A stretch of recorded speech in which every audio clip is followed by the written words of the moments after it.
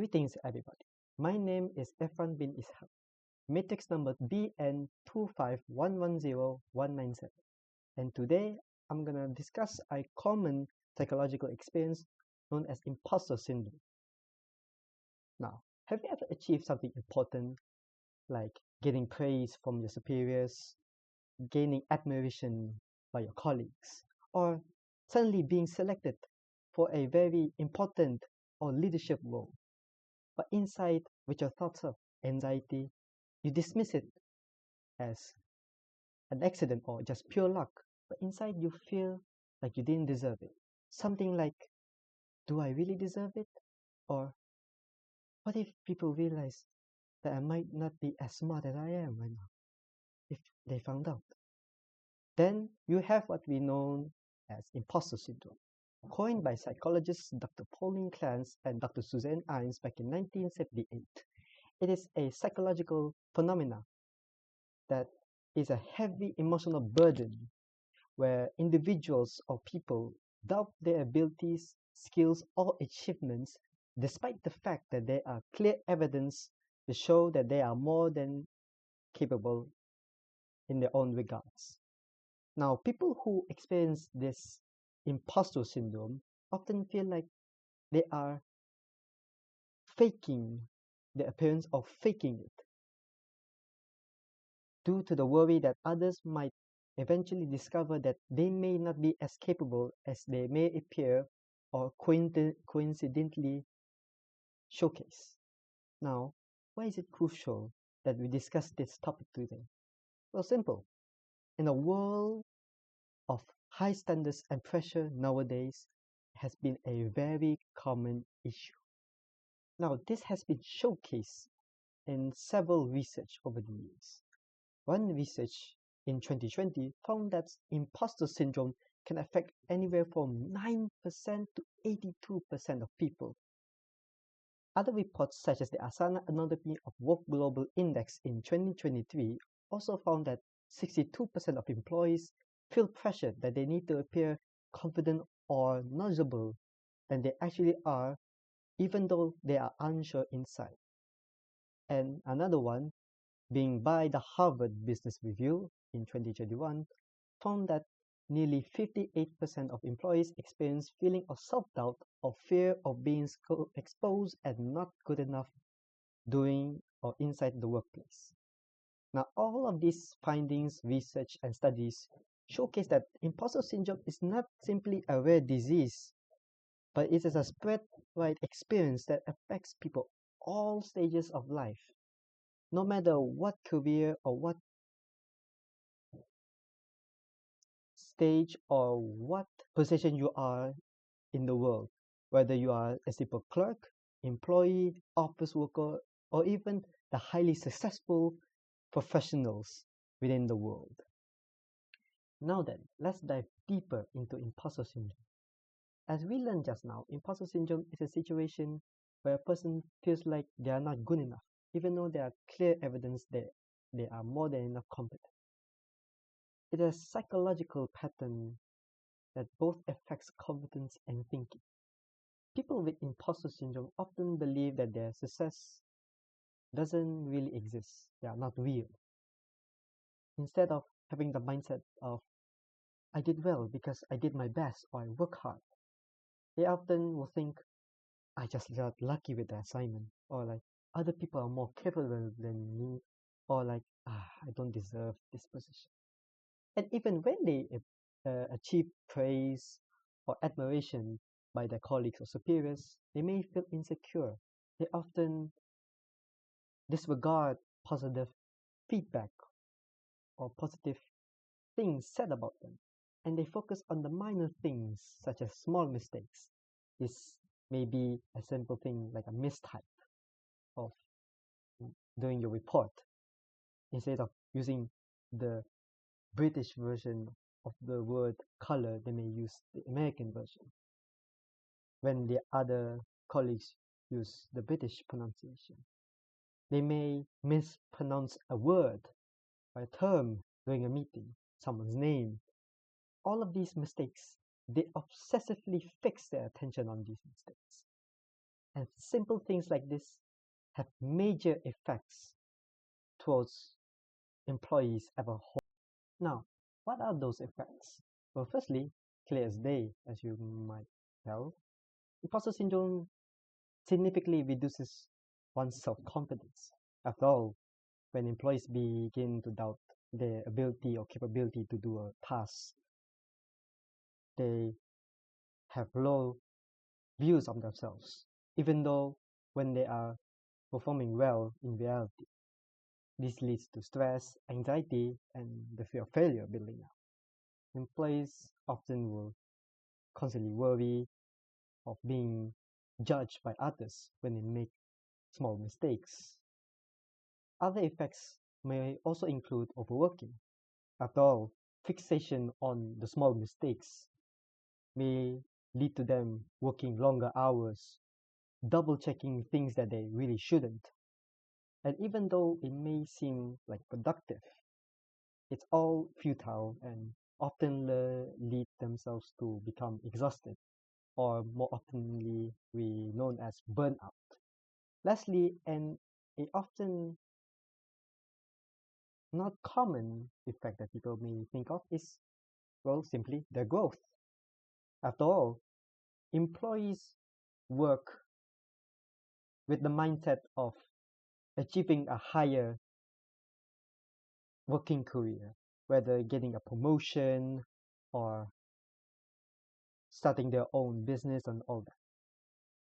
People with imposter syndrome may avoid pursuing or applying for these promotions or high ranking positions or roles, or may not be more inclined to accept more challenging or more up to task because they feel like they don't deserve it or they are not qualified or capable in doing so.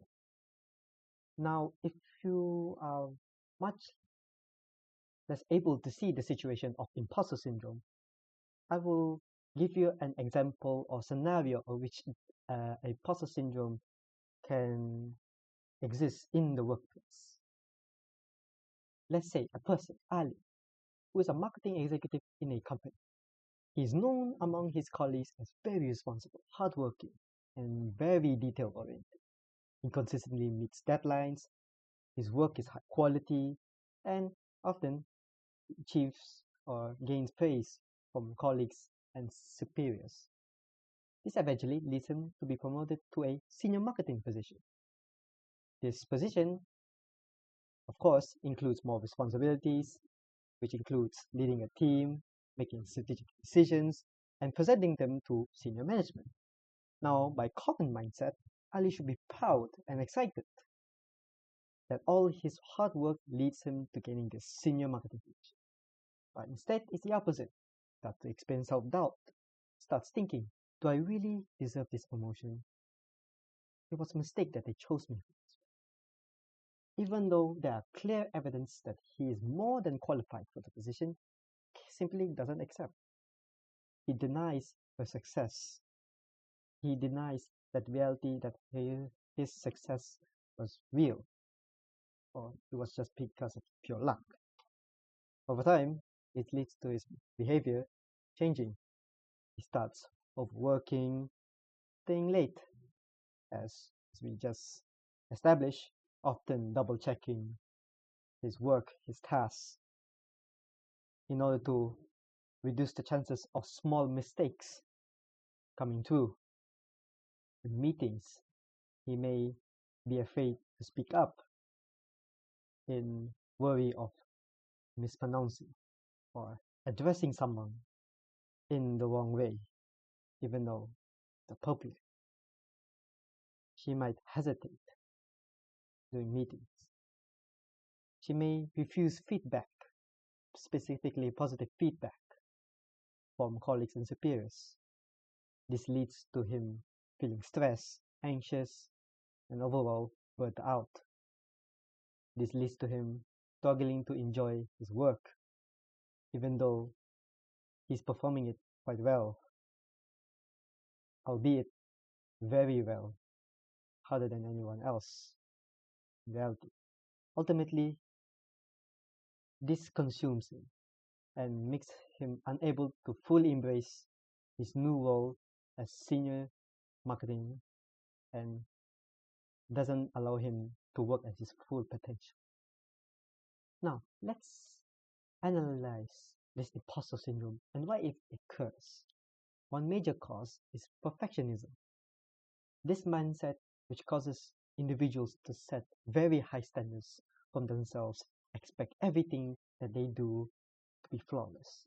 And when they fail to meet those expectations, even by a small margin, they feel like they have failed completely.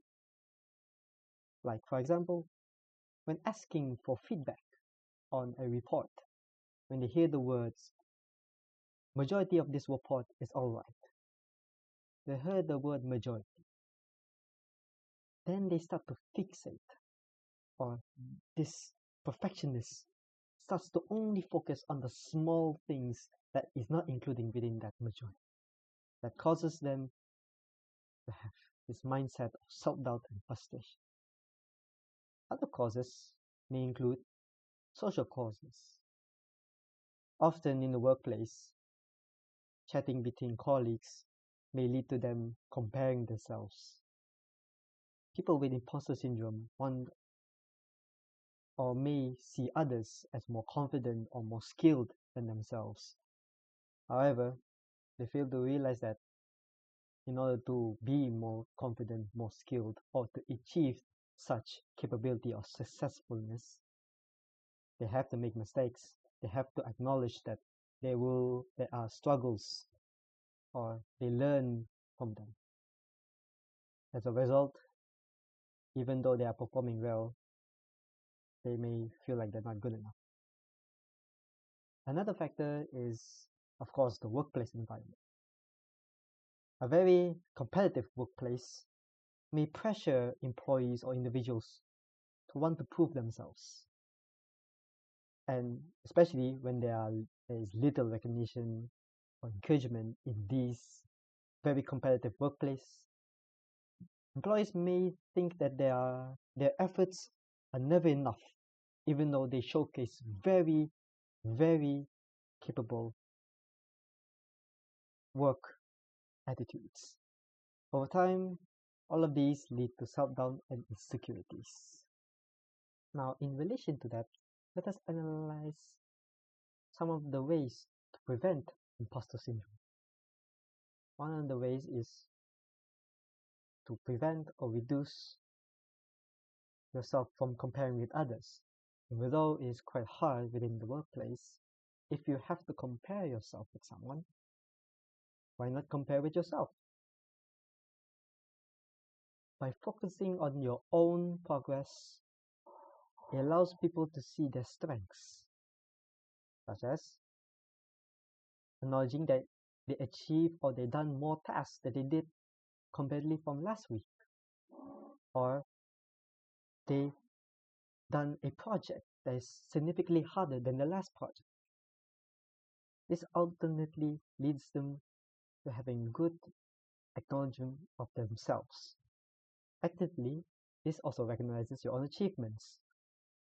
They could keep a record or a journal of all the achievements that they've done over the years. For example, they can write down how many tasks they complete this month, what successful projects they have done, or what problems they have solved within the workplace or in life. So when this self-doubt appears, reminding them of maybe they're not good enough, when they see this journal or book, they are reminded that all of their efforts have achieved something great for themselves. Other ways may include cognitive restructuring of one's mindset, especially towards failure. Instead of thinking, I made a mistake, I'm not very good at this job, they should rephrase it or change the way that they think and think, I made a mistake. But I must know now that that is my mistake and I need to avoid it next time in order to improve.